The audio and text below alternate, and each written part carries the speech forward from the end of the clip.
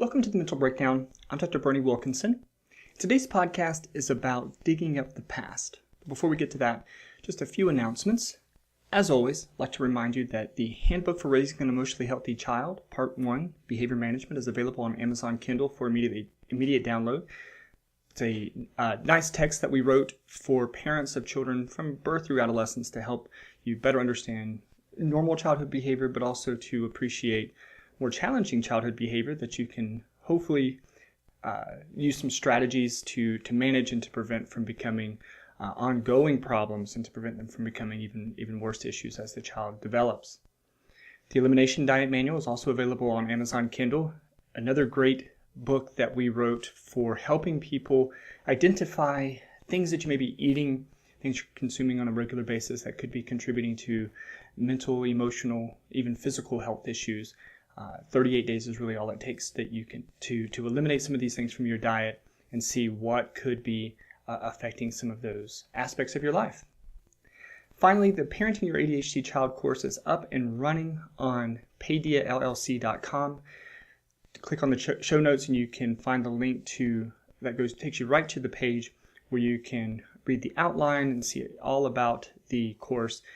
There's 20 different lessons that walk you through what ADHD is, how it changes over time, what our typical treatments are for it, and more importantly, strategies that you can use every day in your home to help bring some structure and better management to raising your child with some of those behavioral challenges. So check that out. It's great.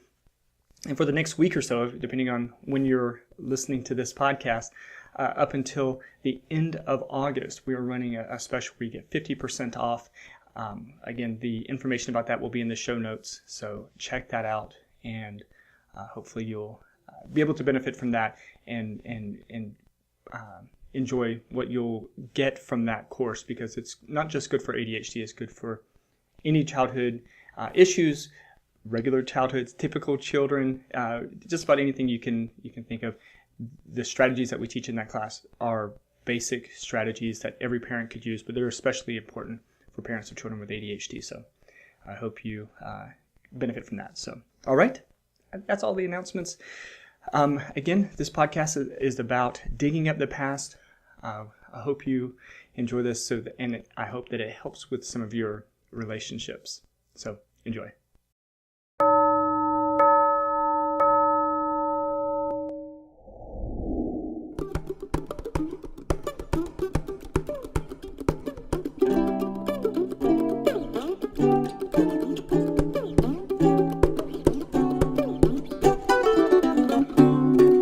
Welcome to the Mental Breakdown. I'm Dr. Berney, and today's podcast is about digging up the past, sort of that tendency that we have sometimes to bring up issues from the past that end up leading us to arguments and fights and confrontations with our significant others. So, this is one of the biggest issues. It's even almost a caricature of relationships now, where a lot of comedians and people talk about the times that we spend talking with our significant other, and we're in an argument about one thing, and then all of a sudden issues from years or months, sometimes weeks ago, start coming back up again, and it starts out where we're having a discussion about one thing, and then all of a sudden we're back in the middle of a fight from 2 years ago.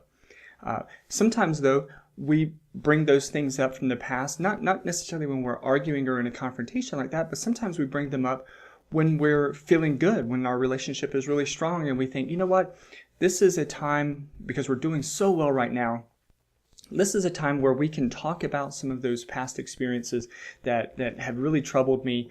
We can talk about them and fix them, and I don't have to feel like that's weighing on me anymore. We can deal with those issues and get rid of them. And so we bring them up, and unfortunately, as we could probably predict if we sat down and really thought about it, things end up going bad, and all the good that we were having in our relationship at the time many times begins to falter, and we begin to have problems. We start arguing again, and that sort of bringing up that past experience tends to sort of trigger some of those emotions in both parties, leading to more arguments and more confrontations. So in this podcast, I'm going to talk about some of the things that you can do to deal with some of those past experiences so that you can resolve them, but at the same time do it in a healthy way so that it doesn't lead to more problems.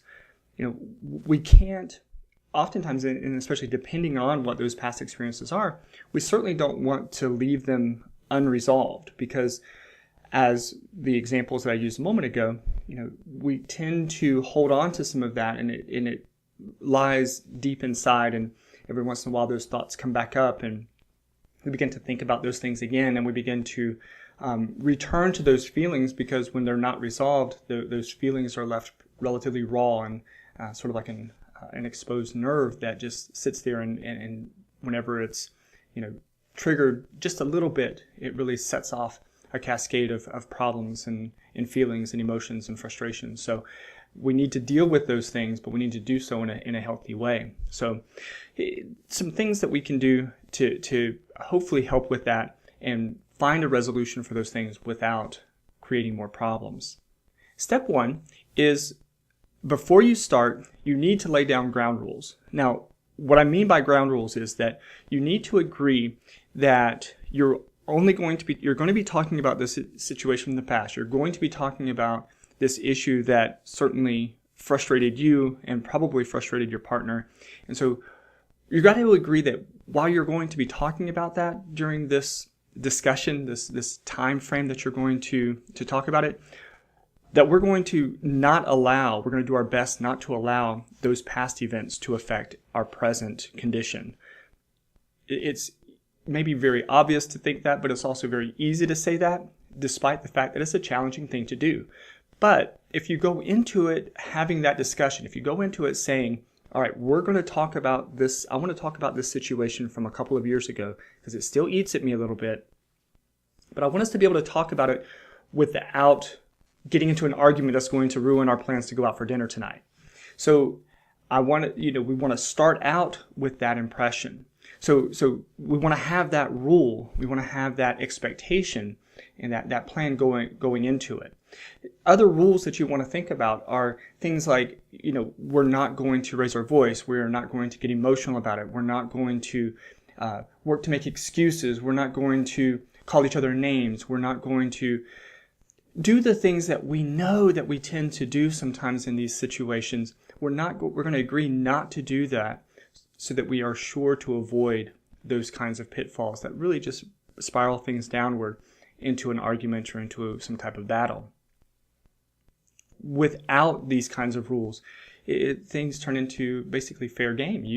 We tend to say whatever we want to say. We tend to do whatever we want to do without considering the fact that, again, with the example, we're supposed to go to dinner in just a couple of hours, and here we are now, we're arguing about something from 2 years ago that has no direct effect on what we're doing today. Oftentimes it was something that we didn't even have to talk about. We chose to talk about it because we want to deal with it and we want to cope with it.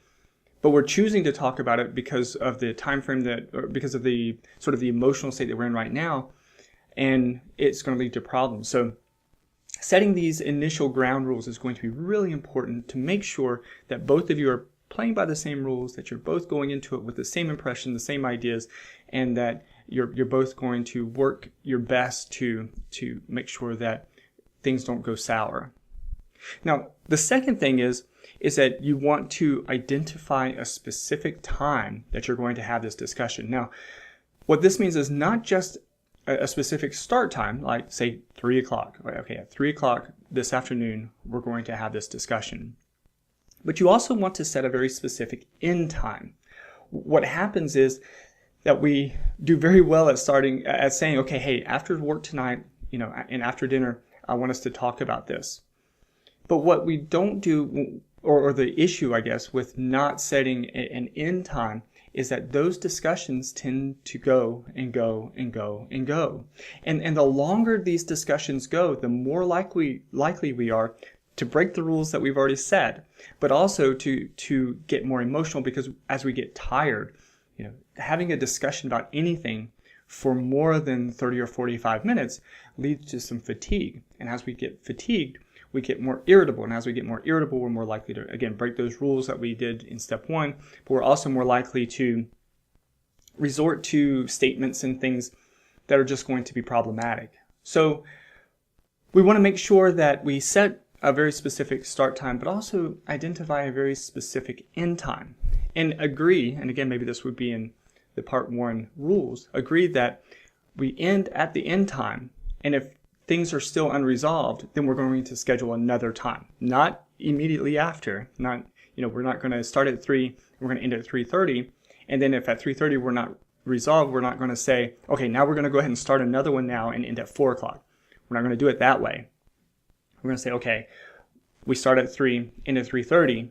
If at 3:25 we see that, okay, this isn't going to be resolved by 3:30, we say, okay, let's go ahead and end now, and let's talk about it again tomorrow evening or next week or something like that, because you want to allow some of that break, some of that time to cool down a little bit before you get back into it and try to address some of those issues anymore.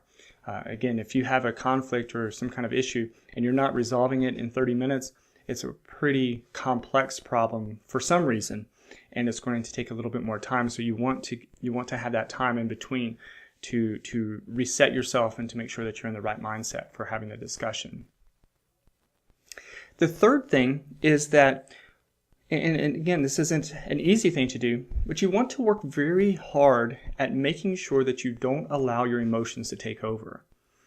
One of the reasons that we fail to resolve problems time and time again is because we have a tendency to allow our emotions to take over, which leads to us sometimes being unreasonable, sometimes, again, acting based upon feeling as opposed to, I don't want to say reality, but it sort of is reality.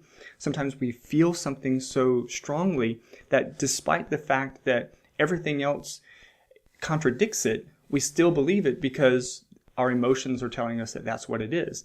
And so we really need to work hard to do our best to eliminate emotions from this whole situation and have a discussion about, when this happened, this is how I responded. You can talk about emotions, but try not to let your emotions fuel your discussion. So you can say, when you did this, it made me feel like this. Now, I can see that that is an unreasonable reaction, but I can't help that that's how it made me feel.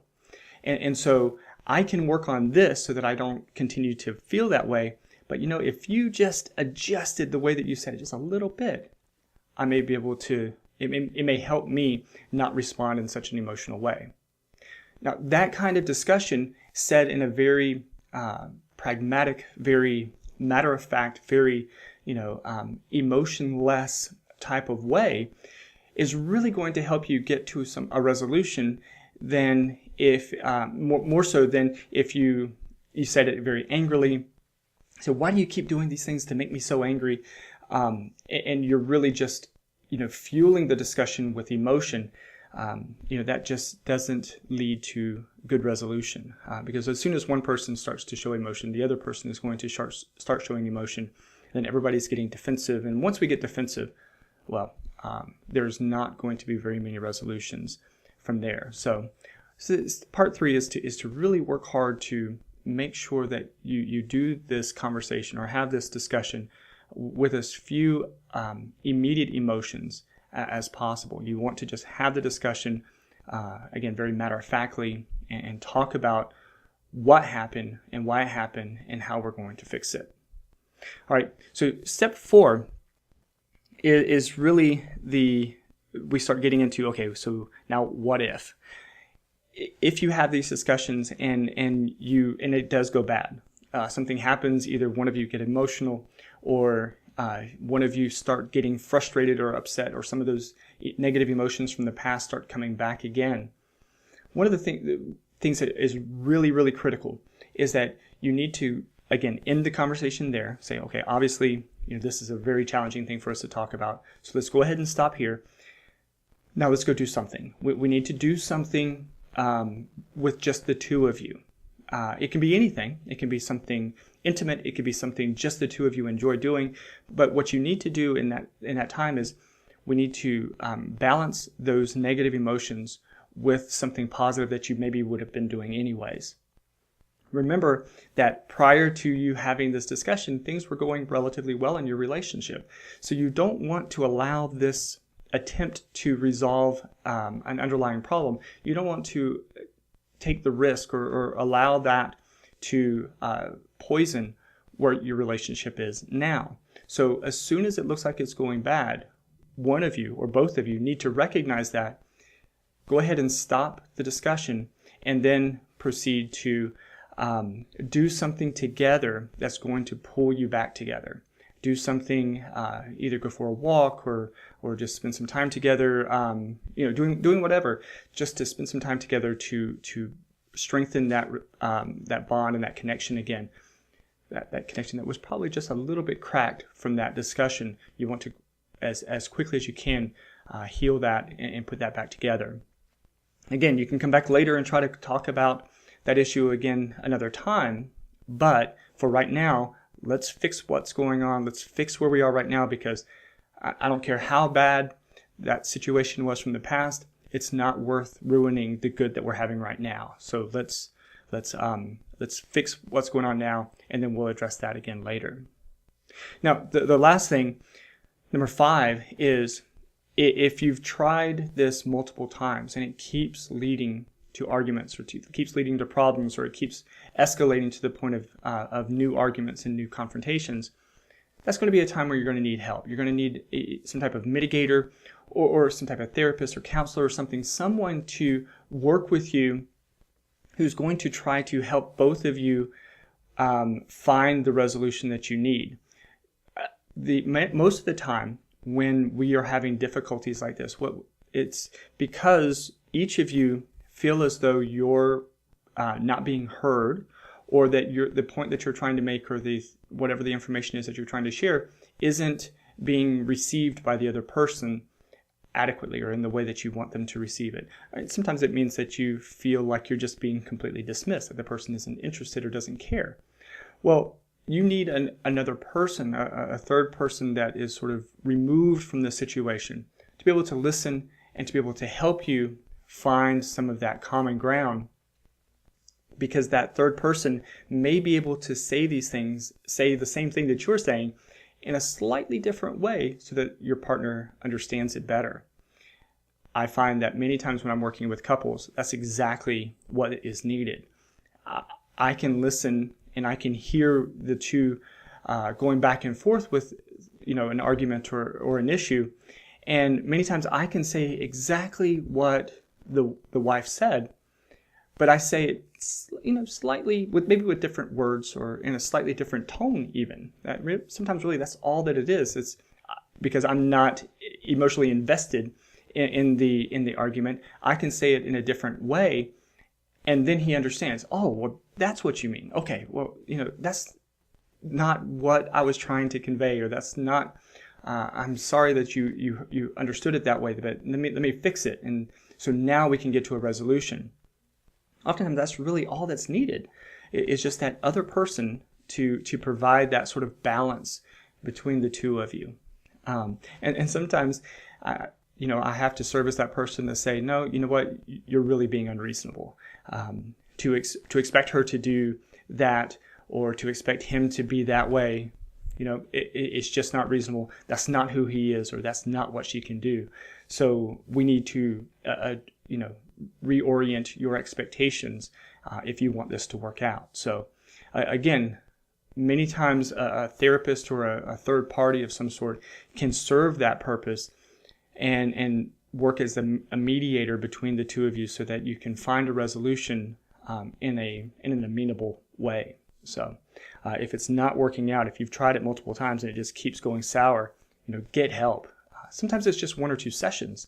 I've had lots of couples that I've worked with, just once or twice we've met, and we just kind of tighten things up a little bit, just kind of fix some of those arguments or the perspectives, really, just a smidge, and it changes everything for them, and they're able to fix their issues, and then they can take those skills and apply them in the future with other issues. So sometimes a little bit of help goes a long way. So, all right. So I hope that helps. we often find ourselves in these kinds of situations. I know I do. I know everybody that I know that lives life in a relationship, they experience this. And it doesn't have to be husband-wife or partner, intimate partner relationships. It can be relationships at work or with bosses, co-workers, friends, other relatives, anything. Many times we have these kinds of situations, and we just need to have a system in place for dealing with them. And addressing it with these 5 steps or these 5 things to consider will help you be more successful in managing them in the future. So, all right. I hope it's helpful. Again, thanks so much for listening. I haven't said this in a while, but I want to mention, if you listen to us on iTunes, or if you choose to listen to us on iTunes, I really encourage you. I really hope that you will go on and write a review or rate us. I've been monitoring our positioning in iTunes, and when you go in and type mental health into the podcast page, we're consistently in the 40s or so. But it's unbelievable to me, and this is something that's just specific to me, I think. But when I click on it, I look at some of the podcasts that are ranked ahead of us, higher than us, and so I don't understand it. But some of those podcasts haven't updated since like 2010. Some of them since 2009. Many of them 2012, 2014 since their last post. And I don't. Maybe it's just that I don't understand iTunes' algorithms well enough to know why those podcasts would rank higher than us. But what I do know is that when you as listeners write reviews and rate us, it boosts us up significantly. I can tell each time we get a rating or a review, I can see us rising in the ranks a little bit. And, of course, I don't get anything based upon our ranks, but what it does is it allows us to be more visible to other people. Lots of times people will type in mental health in the iTunes search window, and, it only shows 8 or 10 of the top 8 to 10 podcasts there.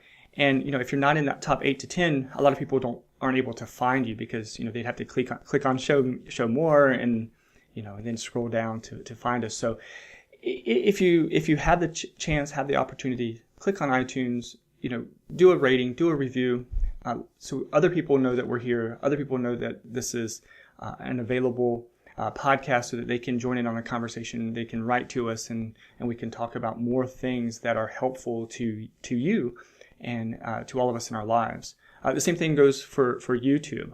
We're working to build a little bit of a following on YouTube. So, definitely go to the Mental Breakdown page on our channel on YouTube and follow us, subscribe, so that you can get all the updates. All of these podcasts are now going up on YouTube. And we're even going to go back and do some of the old ones. It'll just be a still picture. We don't have videos of those, but we're going to put the audio up on YouTube as well. So if you listen to us there, subscribe so that you can keep up with everything that we're doing. We're trying to get as much information out there as possible. And it just helps when you're writing reviews and subscribing and following and sharing this with your friends, posting it on your Facebook page or whatever the case may be, just to get more people listening and more people following. So, all right. Again, I spent a long time talking about that, but it just, I looked at it again this morning, and it makes my brain explode to think about how these other podcasts are ranked ahead of us. So somebody would go and, they click on number 4 on the list, and that number 4 hasn't been updated since 2014. And there we are, number 48. Not sure why. So, all right. So that's enough of that. So if you get a chance, that would be fantastic. All right. Well, until next time, I'm Dr. Berney. Have a great weekend. Stay happy, stay healthy, and forget to be afraid.